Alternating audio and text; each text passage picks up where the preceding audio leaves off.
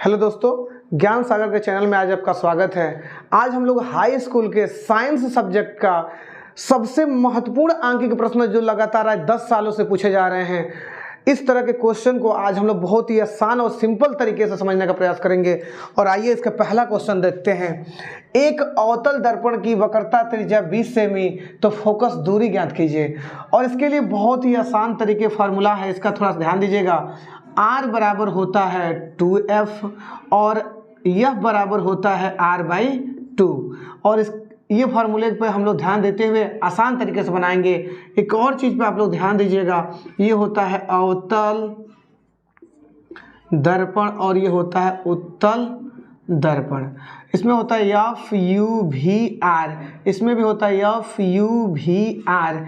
इसमें सब के सब माइनस होते हैं और इसमें ये प्लस और ये प्लस और ये प्लस, सिर्फ U एक माइनस होता है। तो इस बातों को ध्यान में रखते हुए हम लोग सवाल को बनाएंगे। तो देखेंगे तो एक अवतल दर्पण की वक्रता त्रिज्या 20 सेमी दे रखा है, यानी कि सबसे पहले लिखेंगे दिया है। क्या लिखेंगे? तो दिया है लिखेंगे। और दिया है तो क्या दिया हुआ है? तो वक्रता त्रिज्या, और वक्रता त्रिज्या किससे प्रदर्शित करते हैं? तो R से प्रदर्शित करते हैं। और R का मान कितना दिया? 20 सेमी। तो R बराबर हो जाएगा 20 सेमी। और इसको देखेंगे कि कौन सा दर्पण है, तो अवतल दर्पण है। और अवतल दर्पण में R हमारा क्या होता है? तो माइनस होता है, यानी कि हमारा ये माइनस हो जाएगा। हमें क्या ज्ञात करना है? तो फोकस दूरी ज्ञात करना है, यानी फोकस दूरी को F से प्रदर्शित करते हैं। और F बराबर होता है यहाँ पे व्हाट, तो निकाल लेंगे F। और F का फार्मूला यहाँ से हम देख लेंगे। F बराबर होता है R/2, तो लिखेंगे यहाँ पे R/2। और R का मान कितना दे रखा है? तो -20 सेमी। और 20 R की जगह पर -20 सेमी हो गया, अब बटे में 2, इसको काट देंगे। F बराबर हो जाएगा -10 सेमी। और यही हमारा फोकस दूरी हो जाएगा। ठीक है ठीक है दोस्तों, तो चलिए इसके दूसरे क्वेश्चन को देखते हैं, जो कि दूसरा क्वेश्चन भी बहुत इंपॉर्टेंट क्वेश्चन है। तो एक अवतल दर्पण की वक्रता त्रिज्या 20 सेमी है। कोई वस्तु अवतल दर्पण से 15 सेमी की दूरी पर रखी है। दर्पण से वस्तु के प्रतिबिंब की दूरी ज्ञात कीजिए। यानी हमें वस्तु से प्रतिबिंब की दूरी पूछा गया, यानी प्रतिबिंब की दूरी देखेंगे। ठीक है दोस्तों, तो सबसे पहले लिखेंगे दिया है, कि पहले देखेंगे क्या दिया है। दिया है पहले लिखेंगे। ठीक है दोस्तों, एक अवतल दर्पण की वक्रता त्रिज्या 20 सेमी, वक्रता त्रिज्या दिया हुआ है, यानी कि R का मान दिया हुआ है कितना? 20 सेमी। अब हमें देखना पड़ेगा कि दर्पण कौन सा है, तो अवतल दर्पण। और ध्यान दीजिए, अवतल दर्पण में जो R होता है वो क्या होता है? माइनस होता है, इसलिए ये माइनस हो जाएगा। ठीक है दोस्तों, अब कह रहा है कि अवतल दर्पण से 15 सेमी दूरी पर रखी है। दर्पण से वस्तु, जो वस्तु रखी गई है वो कितना सेमी दूरी पर रखी गई है? 15 सेमी दूरी पर रखा गया। तो ठीक है, तो U का मान हमारा दे दिया कितना सेमी? तो -15 सेमी। हमें क्या निकालना है? तो V का मान निकालना है। तो V बराबर क्या हो जाएगा? व्हाट हो जाएगा। तो हम R से जहाँ चाहें तो आराम से F निकाल सकते हैं, क्योंकि F निकालने का फार्मूला हमें पता है। और F बराबर क्या होता है? यहाँ फार्मूला हो जाएगा आपका, निकालने लिख लेंगे यहाँ पे साइड में हम फार्मूला लिख लेंगे, क्योंकि R बराबर हो जाएगा 2F और F बराबर हो जाएगा R/2। इस फार्मूले को हम लोग लगा लेंगे। तो लिखेंगे यहाँ पे R/2 और R का मान दे रखा है -20 सेमी। तो -20/2, इसको काट देंगे, हो जाएगा -10 सेमी। हमने F का मान निकाल लिया। हमें निकालना क्या है? V का मान।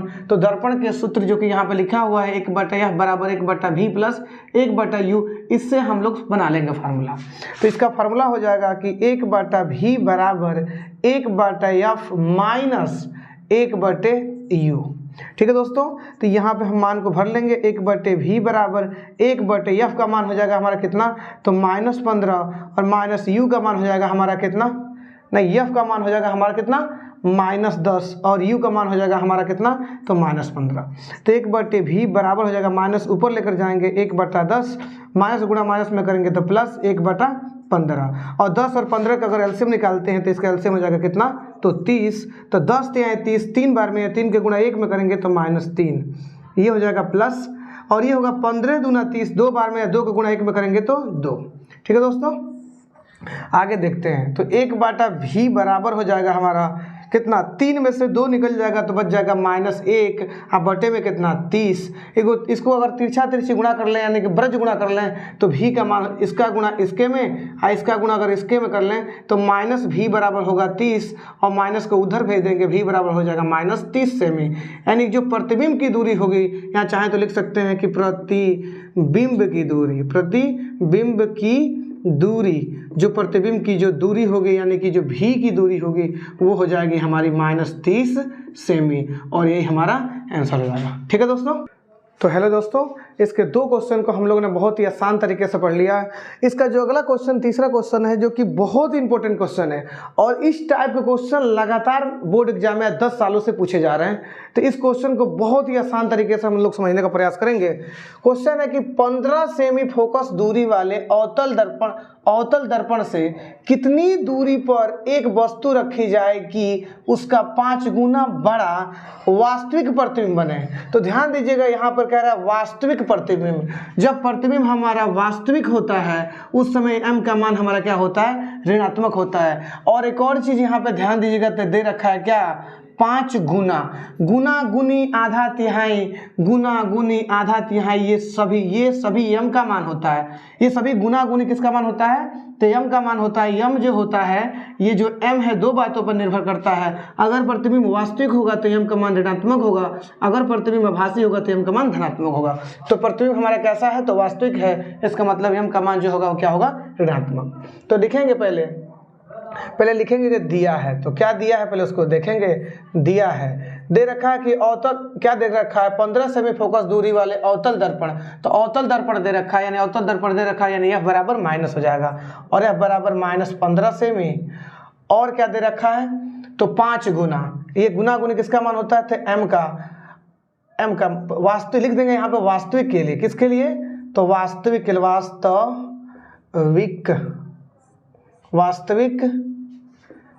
लिए, वास्तविक के लिए तो m का जो मान हो जाएगा वो -5 हो जाएगा। और m बराबर हम लोग फार्मूला जानते हैं, ये फार्मूला तो लगा लेंगे। m बराबर होता है क्या है, तो -v/u। तो हम चाहे तो m का मान यहाँ पे भर सकते हैं, तो ये हो जाएगा -5 बराबर -v/u। और यहाँ पर एक तिरछा अगर इसका गुणा करें तो ये हो जाएगा -v बराबर हो जाएगा, इसका गुणा इसके में करेंगे तो -5u और माइनस से माइनस को काट देंगे, v बराबर हो जाएगा 5u। अब लगाएंगे हम लोग दर्पण का सूत्र, लिखेंगे दर्पण के सूत्र से। दर्पण का सूत्र क्या होता है, तो 1/f बराबर 1/v + 1/u। ठीक है दोस्तों, तो यहाँ लगा लेंगे इसका दर्पण का सूत्र 1/f बराबर 1/v + 1/u। तो देखेंगे यहाँ पे तो f का जो मान है वो दे रखा है कितना, तो -15, तो -15 भर देंगे, v 1/v और 1/v का जो मान निकला है कितना निकल के आया है 5u, तो 5u भर देंगे और प्लस 1/u का u भर देंगे। अब यहाँ पर देखें तो एलसीएम हो जाएगा हमारा 5u से 5u कट जाएगा कितने बार में, तो एक बार में, प्लस u से इसमें भाग दें तो u से u हमारा कट जाएगा, क्या बचेगा 5।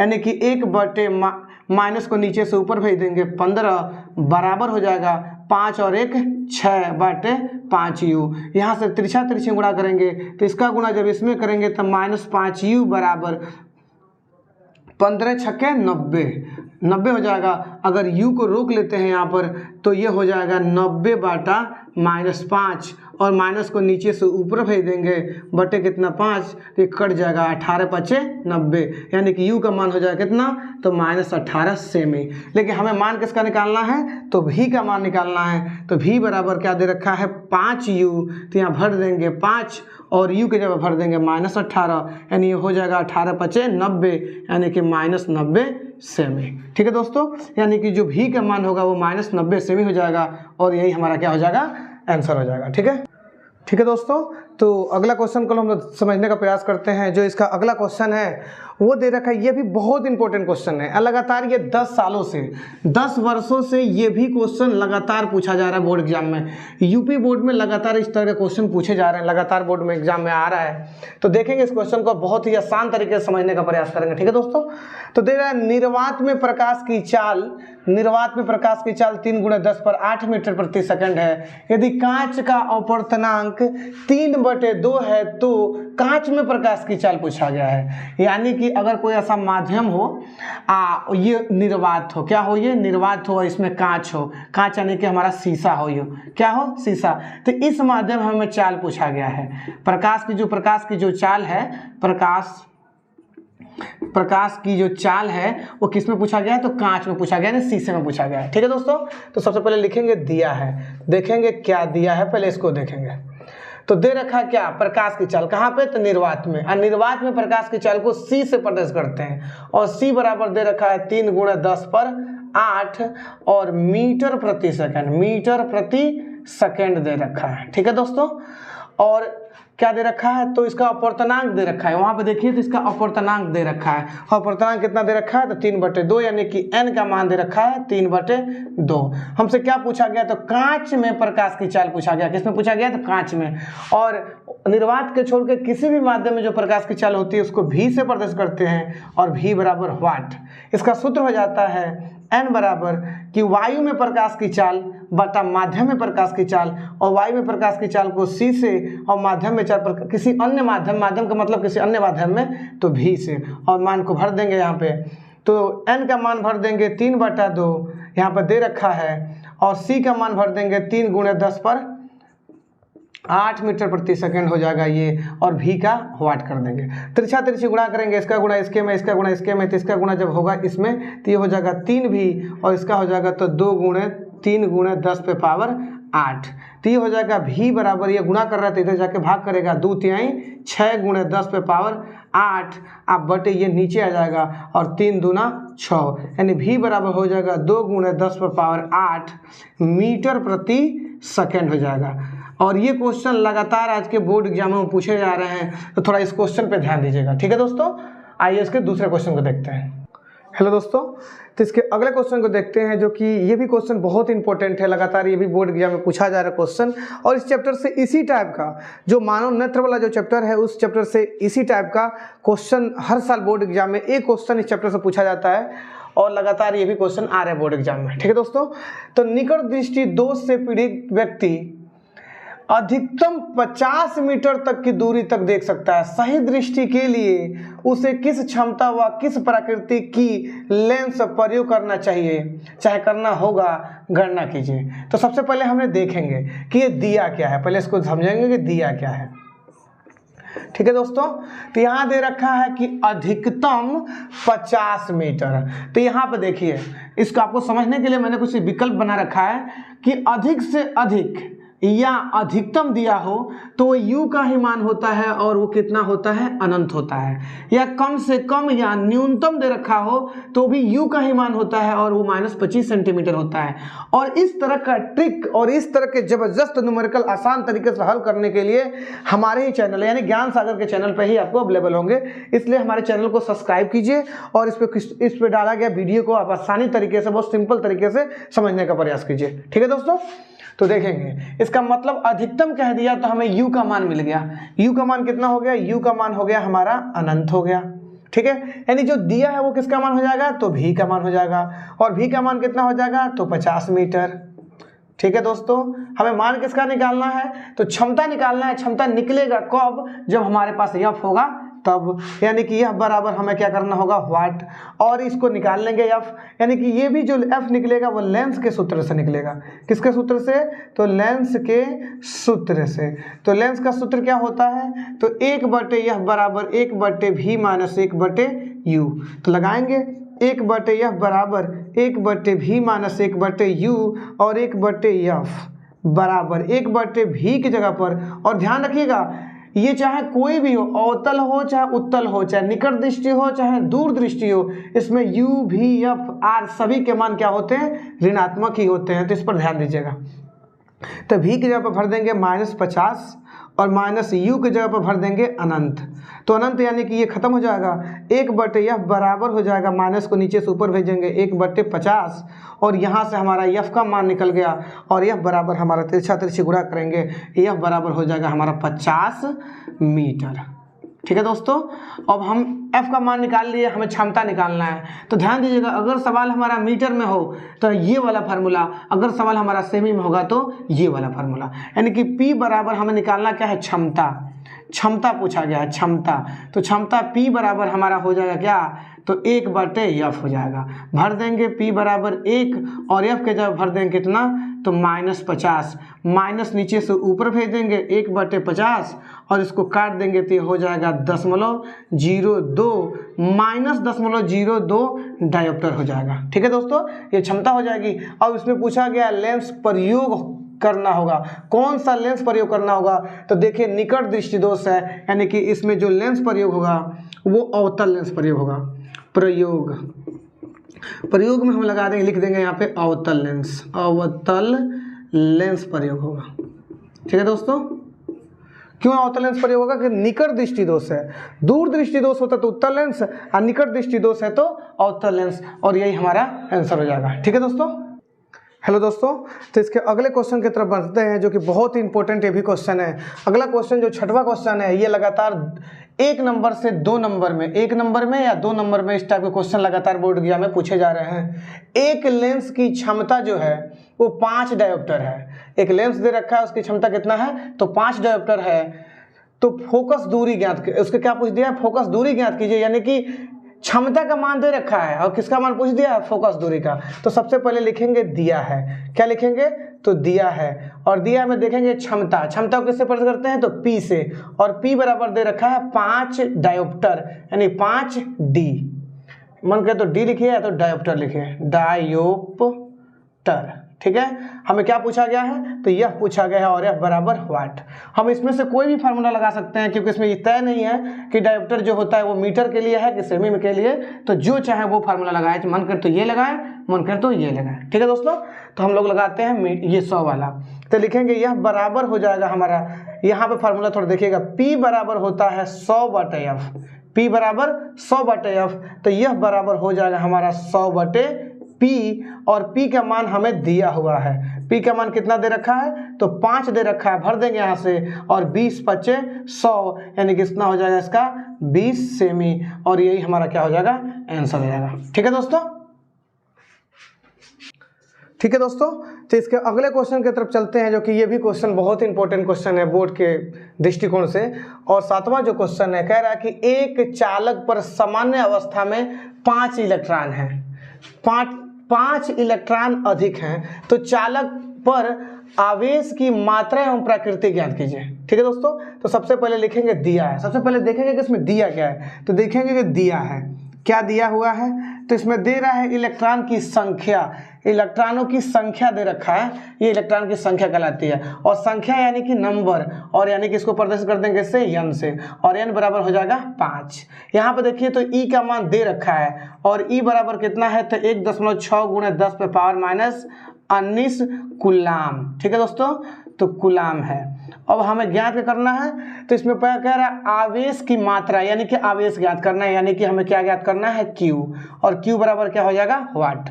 हम जानते हैं फार्मूला कि Q बराबर होता है यानी, तो ये बहुत पहले से ही क्वांटम सिद्धांत से ये चीज़ें हम लोग देखते आ रहे हैं। और Q बराबर, तो E का मान दे रखा है कितना, तो 5 दे रखा है, और E का मान दे रखा है यहाँ पर कितना, 1.6 × 10⁻⁻19, तो गुणा कर देंगे, तो ये 16×5 80 हो जाएगा, 16×5 80, और दशमलव कितने अंक के बाद है, तो 1 अंक के बाद लगा देंगे, और इसको ऐसे उतार देंगे 10⁻⁻19, और Q का मात्रा क्या होता है, तो कूलाम, और यही हमारा आंसर हो जाएगा। ठीक है दोस्तों, और इस तरह क्वेश्चन बार बार बोर्ड एग्जाम में 2 नंबर के पूछे जाते हैं। ठीक है दोस्तों, तो इसके अगले क्वेश्चन की तरफ देखते हैं, जो कि ये विद्युत धारा वाले चैप्टर से है, और ये क्वेश्चन बहुत इंपॉर्टेंट क्वेश्चन है बोर्ड की दृष्टि से भी, और ये लगातार इस तरह के क्वेश्चन पूछे जा रहे हैं बोर्ड एग्जाम में, तो इस क्वेश्चन को भी थोड़ा ध्यान से देखेंगे। सबसे पहले इसको लिखेंगे हल, और हल में थोड़ा इसको समझने का प्रयास करिए। हम लोग जानते हैं कि श्रेणी क्रम में धारा का मान समान होता है और समांतर क्रम में धारा का मान भिन्न भिन्न होता है। अगर यहाँ से धारा अगर चलती भी है तो यहाँ पे धारा आने के बाद क्या होगी, तो बट जाएगी।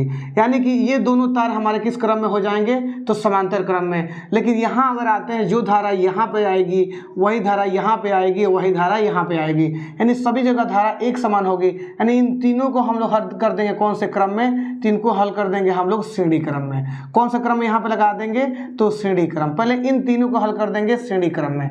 तो पहले देखते हैं, तो लिखेंगे पहले श्रेणी क्रम, श्रेणी क्रम में, यानी श्रेणी क्रम का फार्मूला हो जाता है R बराबर R1 plus R2 plus R3। मान को भर देंगे, R1 की जगह भर देंगे 1, R2 की जगह भर देंगे 2 और R3 की जगह पर भर देंगे 3 और जोड़ेंगे तो 1 और 2 3 और 3 6 ओम हो जाएगा। ठीक है दोस्तों, तो अगर इसको आप लोग समझें, अच्छे से समझने का प्रयास करें, तो यहाँ से क्वेश्चन को थोड़ा ध्यान दीजिएगा।